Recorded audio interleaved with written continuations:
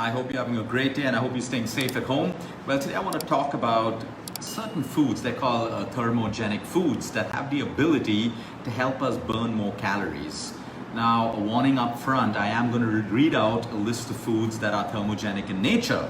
Okay, but the moment you hear that these foods can help you burn fat, please don't be crazy and just go and start eating only these foods and nothing else. You need to understand that there are certain foods that can help us burn fat, but understand the science behind it.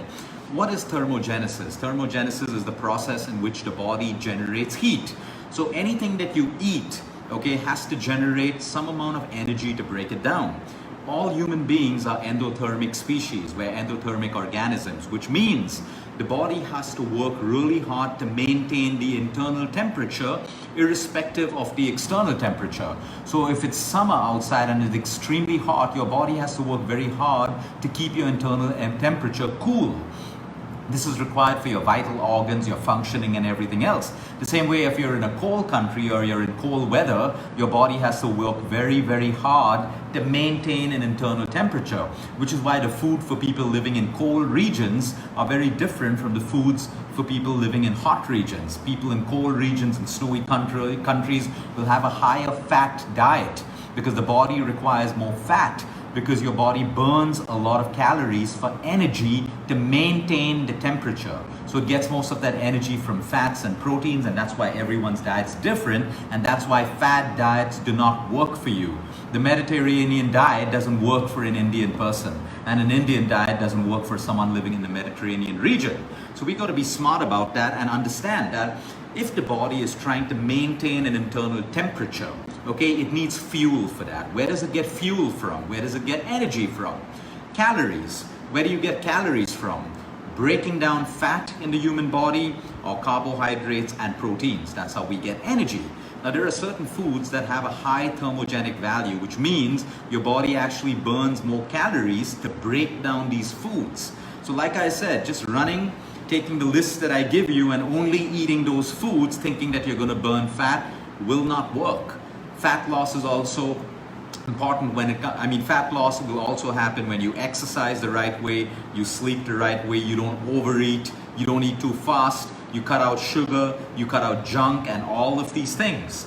Okay, so it's very, very simple to understand that even the food that we eat has to be broken down. We have enzymes, we have acids in the stomach, but energy is required to break it down. That energy comes from calories. Those calories come from your body. Your digestive system uses a lot of energy to break down foods. Now, foods that break down very, very quickly are all your junk foods because they're stripped of fiber, all your empty calories, your refined sugar, and all of that stuff. So junk food basically is not thermogenic in nature. It will not make your body burn that many calories. In fact, it's going to make you more and more hungry. And that's why people have weight problems, diabetes, and all of the issues with junk and crap food. Now let's go through the list of foods which, again, nature's given it to us. Thermogenic foods with high thermogenic value. One of them, coconut oil, cold pressed coconut oil. Your body requires a lot of energy to break this down. Green tea, good pure green tea. Not all the cheap green tea that you get in the market, which is tea dust. Okay, your leaves of your green tea should be wholesome. They have to be whole green leaves. And these green tea leaves, when you brew into your tea, is highly thermogenic in nature. Apple cider vinegar, highly thermogenic, requires a lot of energy to break down. Celery is also highly thermogenic for you. Cinnamon, dalchini, Sri Lankan rolled cinnamon. So you're adding a little bit of cinnamon to your dessert, adding a little bit of cinnamon to your morning concoction or to your apple cider vinegar, that's great. Chili peppers. Okay, chili peppers are bad for people who have ulcers and a lot of acidity, but for everyone else, they are high metabolism foods. Thermogenic foods can boost your metabolism. It is your metabolism that helps you burn fat and keep off the extra weight from your system. It is not just your exercise, it is not your starvation diet. You need to create a high metabolic power that works for you even while you sleep, even while you're sedentary. That is the power of metabolism. Garlic, high thermogenic food. Turmeric, high thermogenic food. Coffee, plain black coffee, not your coffee with milk and sugar and all the crap added to it, is a high thermogenic food. So basically caffeine is high thermogenic. It can keep you full for a longer period of time, boosts your metabolism, and it makes your body work really hard to break it down. Avocado, egg, the egg yolk and the egg white together is a fat burning food, coupled with your exercise, sleep, and your emotional wellness. Pure ghee. I always tell people that pure ghee is a superfood. You won't believe it. I have patients who come to us with a laundry list of medications. They're on a statin, they're on a high blood pressure medication, they're on 3 different kinds of diabetic medications.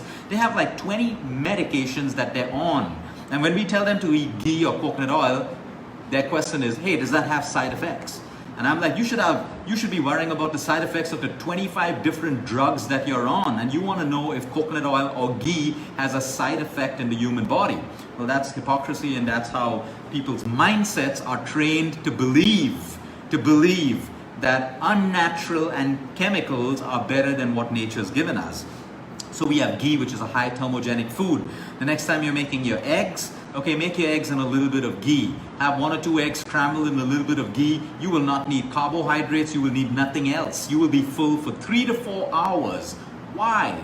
Because it's a thermogenic food. It'll use a lot of calories to burn, and it'll keep you full for a long period of time. Sweet potato, high on the thermogenic list. Bean sprouts for all the vegetarians out there. So if you're having a cup of coffee or you're having a cup of green tea, I add a little bit of cinnamon powder to increase the thermogenic value, or I will also add a little bit of elaichi, which is cardamom powder. Cardamom powder works 2 ways, thermogenic, and it cuts down acid levels. It cuts down acidity because coffee and tea are both acidic. Any food which is rich in protein, natural protein, I'm not talking about synthetic protein, is high on the thermogenic value because your body uses a lot of energy to break down protein.